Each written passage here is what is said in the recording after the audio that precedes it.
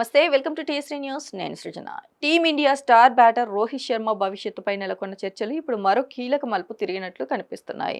Rohit one day career పై వస్తున్న ఊహాగానాలతో పాటు BCCI chief collector Ajit Agarkar పదవిపైన అనిశ్చితి నెలకొన్నట్లు వార్తలు వినిపిస్తున్నాయి. అంతేకాదు భారత క్రికెట్ దిగ్గజం వివిఎస్ లక్ష్మణ్ను కొత్త బాధ్యతలు అప్పగించే అవకాశాలపై కూడా ప్రచారం జోరందుకుంది. మొదట వరుస సిరీస్ పరాజయాల నేపథ్యంలో ప్రధాన కోచ్ గౌతమ్ గంభీర్ స్థానంలో లక్ష్మణ్ను తీసుకువచ్చారనే వార్తలు వినిపించాయి. అయితే ఇప్పుడు ఆ ప్రచారం కొత్త దిశలో సాగుతోంది. కోచ్గా కాకుండా చీఫ్ సెలెక్టర్గా వివిఎస్ లక్ష్మణ్ను నియమించే అవకాశాలు బీసీసీఐ పరిశీలిస్తున్నట్లు సమాచారం వెలువడుతోంది. ప్రస్తుత చీఫ్ సెలెక్టర్ అజిత్ అగర్కర్ పదవీకాలం 2026 జూన్తో ముగియాల్సి ఉండగా బీసీసీఐ ఆయనకు 3 నెలల పొడిగింపు ఇచ్చింది.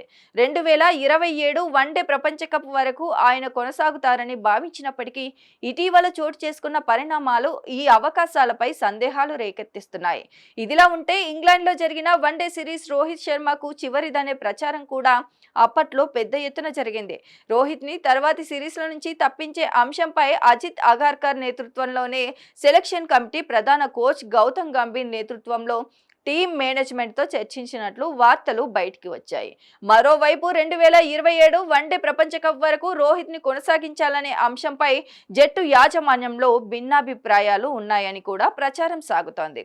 ఇదే సమయంలో ఐర్లాండ్, ఇంగ్లాండ్ పర్యటనలో భారత జట్టు 10 మ్యాచ్ల్లో 8 పరాజయాలు చవిచూడడంతో ఆ ప్రదర్శనపై సమీక్ష నిర్వహించాలని బీసీసీఐ నిర్ణయించినప్పటికీ ఇప్పటి వరకు ఆ సమావేశం జరగలేదు. ఇంగ్లాండ్ పర్యటన ముగిసిన సమీక్ష లేకుండానే భారత జట్టు శ్రీలంక పర్యటనకు వెళ్లడం ఇప్పుడు చర్చనీయాంశంగా మారింది. దీంతో శ్రీలంక పర్యటన ముగిసిన తర్వాత బీసీసీఐ కీలక నిర్ణయాలు తీసుకునే అవకాశం ఉందనే అంచనాలు వ్యక్తమవుతున్నాయి.